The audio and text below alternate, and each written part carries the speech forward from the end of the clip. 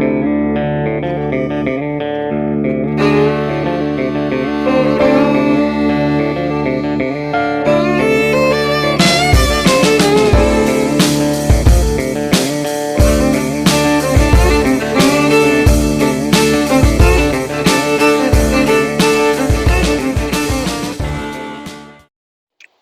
up, guys? Welcome back to Deep South Bayou Diesel.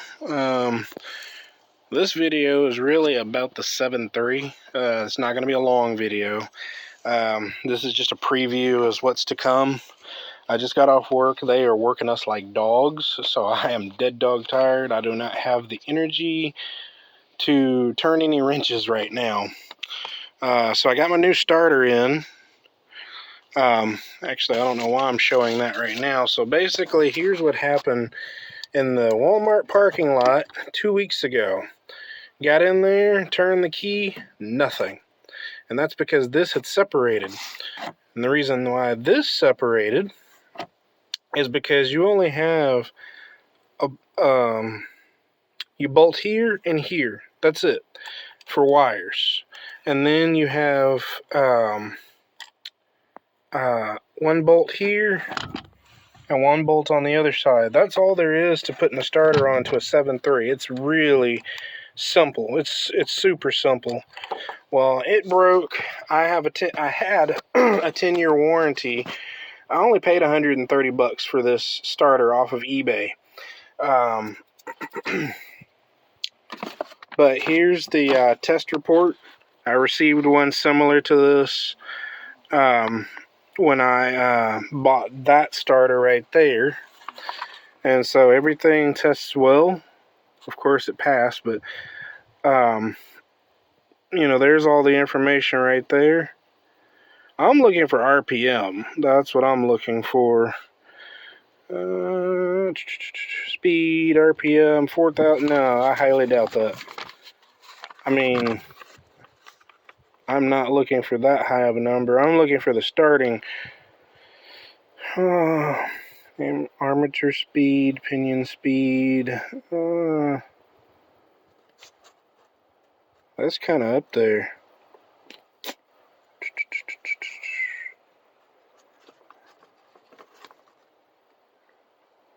That's pretty high for I guess that's what they do. They strenuously test these starters at a really high RPM.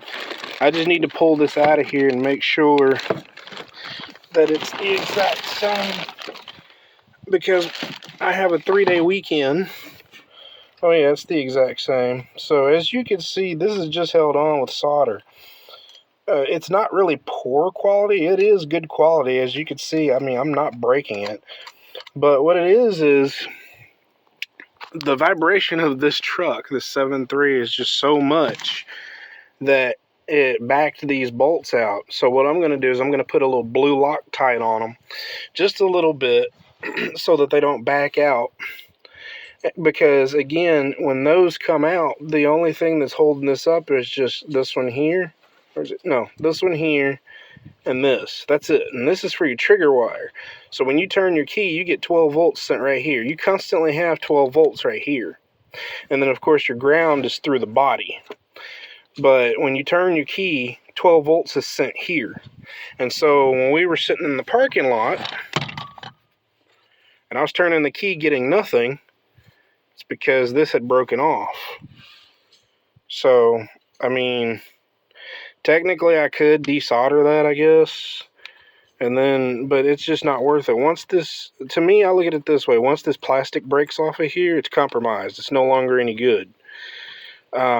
You know, there's supposed to be a little piece right there as well, right there, that's missing on this one. So it definitely came out. So again, it's 100% compromised. So really, this is just going in my metal pile. So, but yeah, this one matches. So I'm just going to throw that back in the box. And then I'm going to put this in my truck. And this weekend I will be changing the starter. I mean, it's super simple. It's really easy. And your 2 bolts for your starter is just a 13 millimeter. So you get underneath there, take off your 13 millimeter bolts.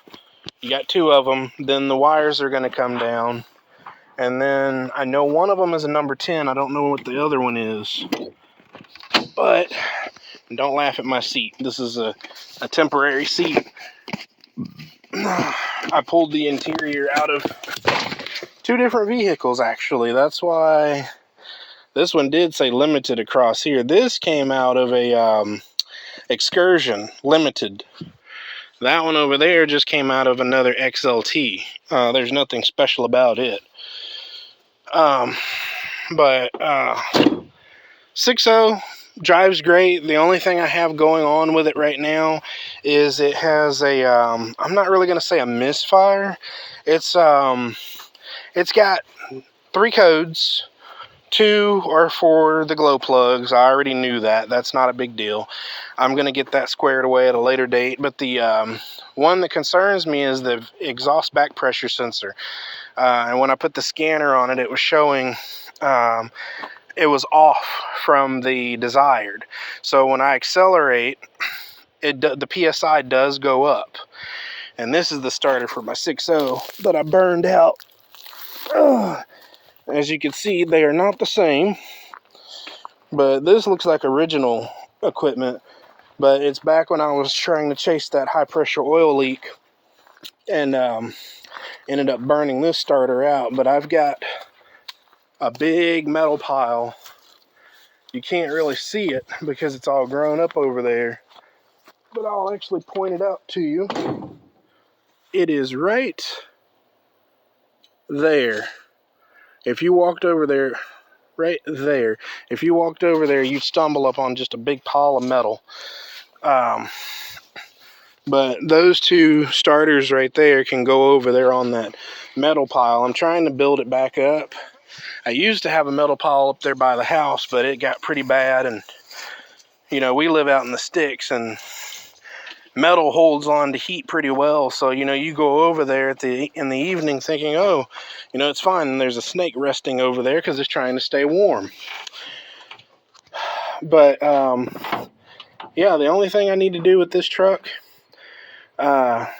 is this weekend pull that EVP or exhaust back EBP tube off and give it a good cleaning.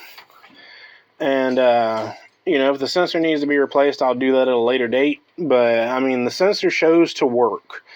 It just shows it's off from the desired, and I honestly believe it's because it's just filled with and it's common, but it's filled with carbon. It's got a bunch of carbon buildup. So this weekend I will probably do a double feature video or whatnot where you'll see me pulling the tube off, getting it cleaned up as best I can, and putting it back on. And then the second part of that video will be me replacing the starter for the 7.3. As of right now, I only have 1 set of good batteries, so I really don't feel like putting those crappy batteries back on my either one of these trucks. So once I get the starter back in there, I'll have to swap batteries and put it in that truck, which is fine because I'm supposed to disconnect the batteries on this truck for like 10 minutes.